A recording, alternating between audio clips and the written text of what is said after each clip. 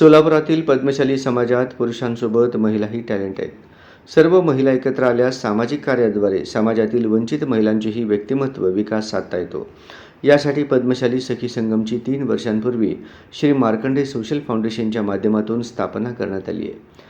यंदाच्या सन 2024-25 या वर्षाकरता नूतन अध्यक्षपदी मेघा इट्टम यांची तर सचिवपदी पूजा चिप्पा यांची निवड संस्थापक गौरीशंकर कोंडा यांनी केली आहे. सोमवारी संध्याकाळी पूर्व भागातील ताजीपेठ येथील श्रीराम मंदिरात पद्मशाली सखी संगमच्या नवीन पदाधिकारी व सदस्यांची निवड करण्यासाठी झालेल्या या बैठकीत अन्य पदाधिकारी निवड करण्यात आली.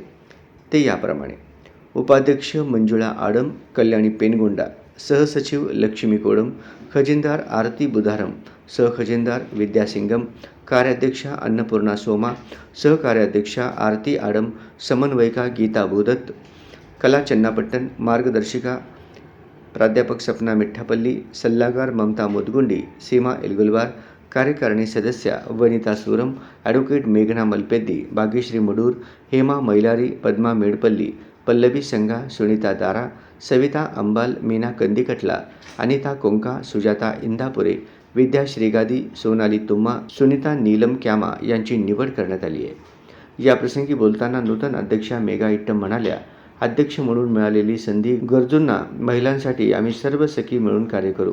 यावेळी ममता तलकोकुल व श्री मार्कंडे सोशल फाउंडेशनचे समन्वयक किशोर व्यंकटगिरी उपस्थित होते.